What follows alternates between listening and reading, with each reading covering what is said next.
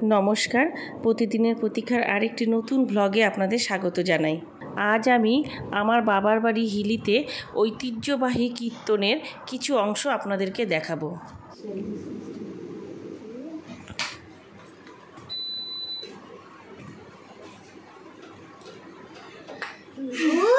খেলতে তো ভালোই লাগছে না।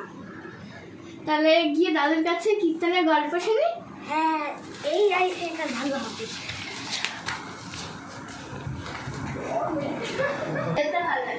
তাই বিয়েতে কীর্তন হয়, সেটা কবে হয়, প্রথম দিকে কেমন ছিল, ওটা একটু আমাদের গল্প বানিয়ে বলো না। হ্যাঁ বলছি, সেটা সূত্রপাত হয়েছে অনেক দিন আগে, আজ থেকে 73 বছর আগে, ইংরেজি 1953 সালে, আর বাংলার 1360 সালে এটা শুরু হয়। প্রথম অবস্থায় এটা 4-5 বছর বাংলাদেশের সংলগ্ন একটা সংস্থা, সেটার নাম মাতৃ মন্দির।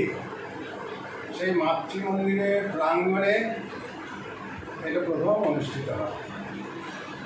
4-5 বছর এখানে এই নাম সংকীর্তন অনুষ্ঠিত হয়েছে।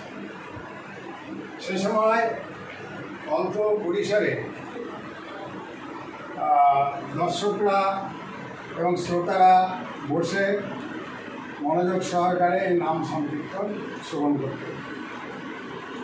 এটা ছিল ভারত বাংলাদেশ যে বর্ডার, যেখানে এখন চেকপোস্ট আছে, সেইখানে অনুষ্ঠিত হতো। তখন ইলেকট্রিক লাইট ছিল না, আবার এই মাইকও ছিল না। তা তখন কয়েকজন গাইতো, আর যখন মাইক ছিল না তখন ওদের আওয়াজ কি সবাই শুনতে পেত? হ্যাঁ, মাইক ছিল না, কিন্তু শ্রোতা সংখ্যাও প্রচুর ছিল না। যে যত সংখ্যক শ্রোতা ছিল, গায়কদের গলার স্বরেই তারা পরিপূর্ণরূপে শুনতে পেত। এবং দলে এদের একটা দলে কীর্তনিয়া ছিল 7 জন, 8 জন, 9 জন। এখন এটা 10-11 জন পর্যন্ত হয়। তা 5 বছর ওখানে অনুষ্ঠিত হয়েছিল, 4-5 বছর।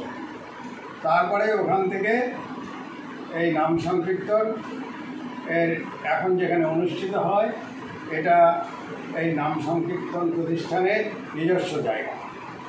এই জায়গাতে এটা অনুষ্ঠিত হয়। এটাকে হিলি সন্ন্যাসীতলা বলা হয়। এইখানে বিভিন্ন দূর দূরান্ত থেকে বিভিন্ন দল আসতো, এমনকি আগে দেখেছি বাংলাদেশ থেকেও দল এসে এখানে কীর্তন করে গেছে, রাসলীলা করে গেছে। এর মধ্যে ভারতের বিখ্যাত একটা দল ছিল রাধিকা সাত দল। খুবই সুন্দর এরা গাইত। বিশেষ করে বয়স্ক ব্যক্তি যারা, তাদের কাছে এই দলটা খুবই উপভোগ্য ছিল। এবং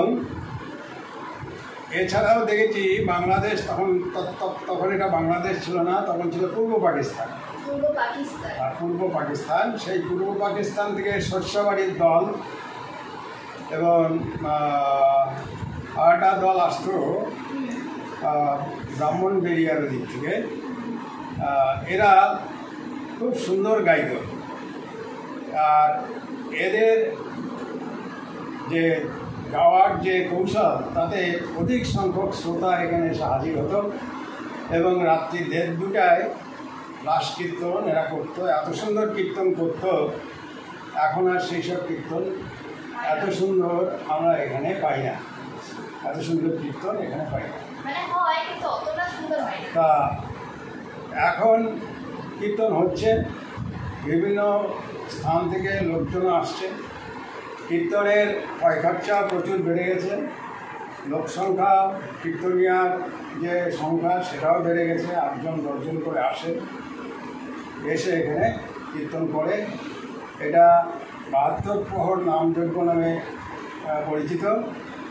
তার মানে এখানে 9 দিন হয় নাম সংকীর্তন এবং 10ম দিনে এখানে ওই পাঠ হয়, পদাবলী কীর্তন, ভাগবত পাঠ হয় এবং তারপরে খাওয়া দাওয়া হয়। এটা মহোৎসব নামে পরিচিত। সমগ্র হিলির লোক এখানে এসে খাওয়া দাওয়া করে এবং রাত্রি 8-9টা পর্যন্ত খাওয়া দাওয়া সেই তৎকাল থেকেই চলে আসছে, সেই কথাটা এখনই চলছে। কাজেই এটা একটা প্রাচীন বলতে পারি একটা অনুষ্ঠান, যাতে সমগ্র হিলিবাসী আন্তরিকভাবে জড়িত। এই হলো বাহাত্তর নাম হচ্ছে। বেশ, এতক্ষণ আপনারা আমার বাবার মুখে নাতি নাতনিদের সঙ্গে গল্প করছিল এই কীর্তন কবে থেকে শুরু হয়েছে, কিভাবে সেগুলো তখনকার দিনে হতো, আর কত বছর ধরে এই কীর্তন একভাবে হয়ে আসছে। এটা আমাদের হিলির একদম অত্যন্ত পুরনো এবং ঐতিহ্য বহন করে হিলির এই কীর্তন। এই কীর্তন হিলিতে সবাই এই কীর্তনকে 72 প্রহর নামযজ্ঞ অনুষ্ঠান বলে থাকে। 72 প্রহর মানে হচ্ছে 8 রাত্রি 9 দিন।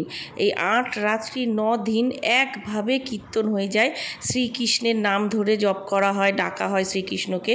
আর 10 দিনের দিন কুঞ্জভঙ্গ হয়, সেই দিন কুঞ্জভঙ্গের আগে পদাবলী কীর্তন হয়, সেই কীর্তন শেষে কুঞ্জভঙ্গ হয়, কুঞ্জভঙ্গ হওয়ার পর মহোৎসব হয়ে এই অনুষ্ঠান সমাপ্ত হয়। এই কীর্তন প্রতি বছর নতুন বছর যখন পড়ে পয়লা বৈশাখ, সেই পয়লা বৈশাখের ভোর থেকে শুরু হয়। কাল পয়লা বৈশাখ, কাল ভোর থেকে শুরু হবে কীর্তন। আর আজ এখন শুরু হয়েছে অধিবাস। আর সেই অধিবাস দেখতেই আমি এসেছি আমার ভাইয়ের বউকে সঙ্গে নিয়ে, আর এই অধিবাসেরই কিছু ভিডিও আপনাদের সঙ্গে শেয়ার করছি। আপনারাও আমার সঙ্গে একটু কীর্তন শুনুন আর রাধে রাধে বলুন।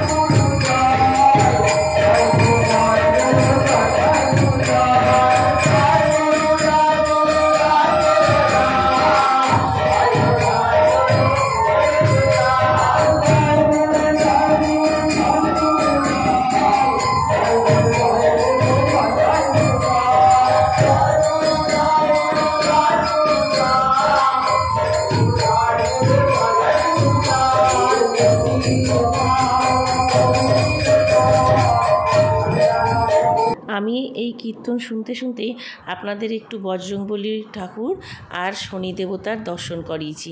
এবার চলুন আমরা আরেকটু ভেতরে যাই, গিয়ে আমার সন্ন্যাসী বাবা আর আমাদের যে আরও যত ঠাকুর আছে এই মন্দিরে যত ঠাকুর আছে সব কিছু আপনাদেরকে একটু একটু করে শেয়ার করি। কারণ জানেন এই সময়টা রাত্রে এসেছি তো, এই সময়টা আমি মন্দিরটা অনেকটাই ফাঁকা পেয়েছি। অন্য সময় তো খুব ভিড় থাকে, এতটা সুন্দরভাবে আমি দেখাতে পারি না। সকালে শিব পুজোর সময় তো আপনাদেরকে একবার সন্ন্যাসী বাবার দর্শন করিয়েছি আমি।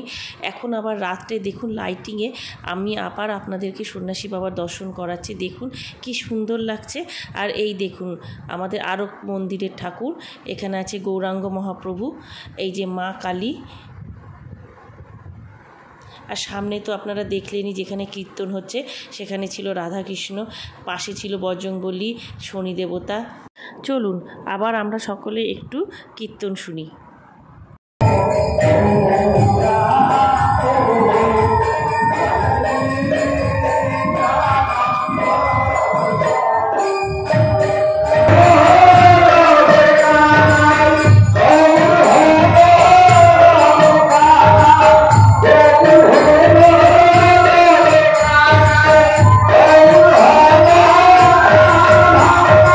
আজকের ব্লগটি আমি এখানেই শেষ করছি। রাধে রাধে।